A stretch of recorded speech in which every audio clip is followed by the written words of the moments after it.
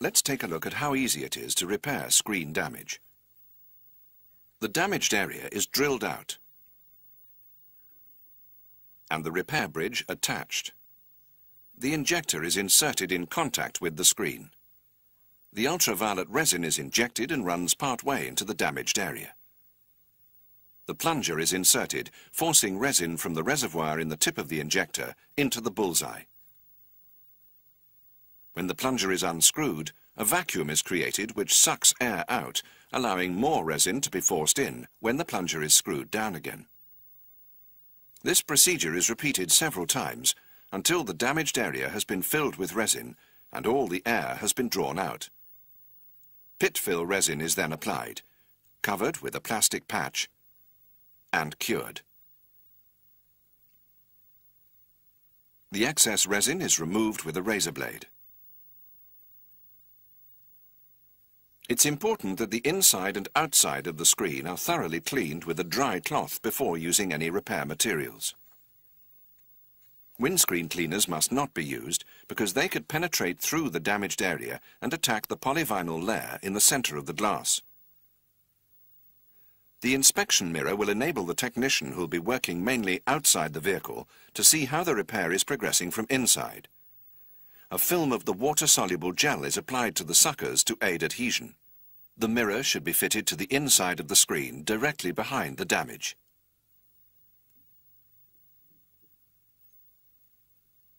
When using the drill, it's essential that the eyes are protected. The 1 mm blue burr should be used for bullseyes.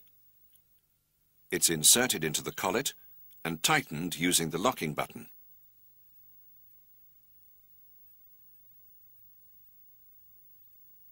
The drill is switched on and a slow speed selected. The burring operation will ensure that any dirt, grease or loose glass around the impact area are removed.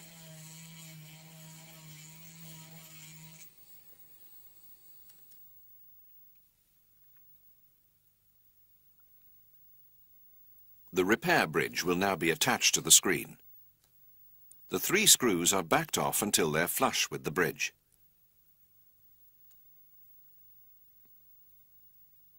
A coating of the gel is smeared onto both suckers. The repair bridge should preferably be offered up to the screen with the long leg uppermost, but it may also be applied with the long leg pointing straight down. In either case, the threaded hole must be directly over the center point of the bullseye.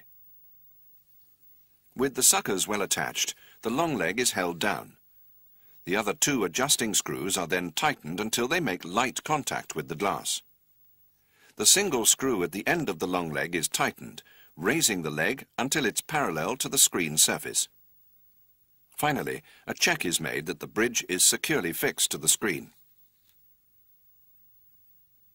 The resin pack is opened, and the injector is screwed into the threaded hole in the repair bridge until the white PVC seal makes firm contact with the undamaged glass around the edge of the damaged area. When viewed through the hole, the center of the bullseye should be at the center of the injector. The 2 screws nearest to the injector are unscrewed, causing the seal to be pressed tightly against the glass. Skin and eyes should be protected against accidental contact with the resin. Protective glasses are essential. The hands must be protected by using Esprit barrier cream, disposable gloves, or both. Having fitted the needle to the syringe, the resin container is turned upside down and the needle is used to penetrate the seal. 0.25 millimeters of resin are required, a quarter of the syringe's capacity.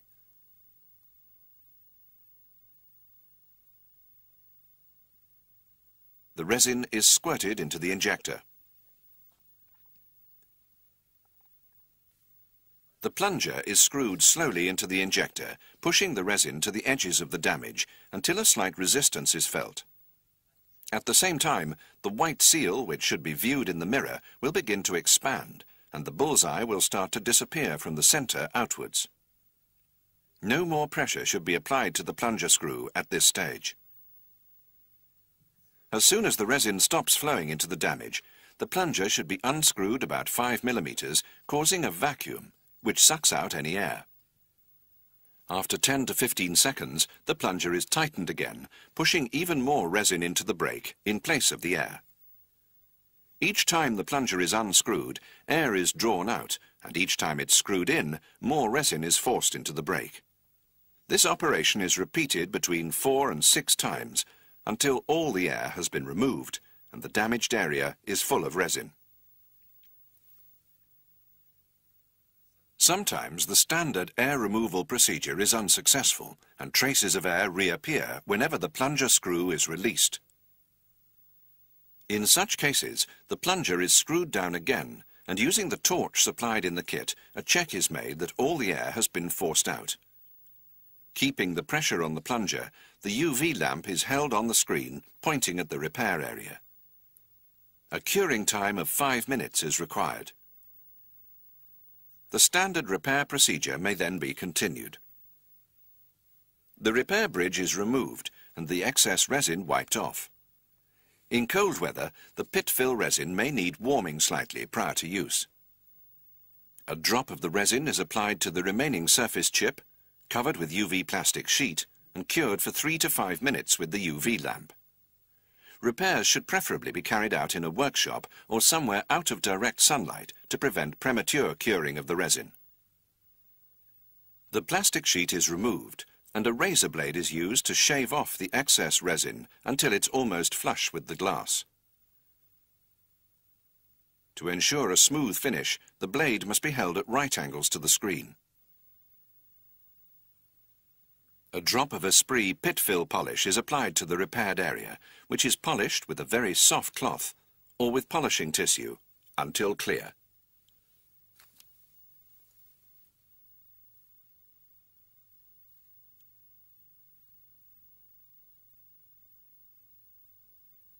The bullseye is now repaired.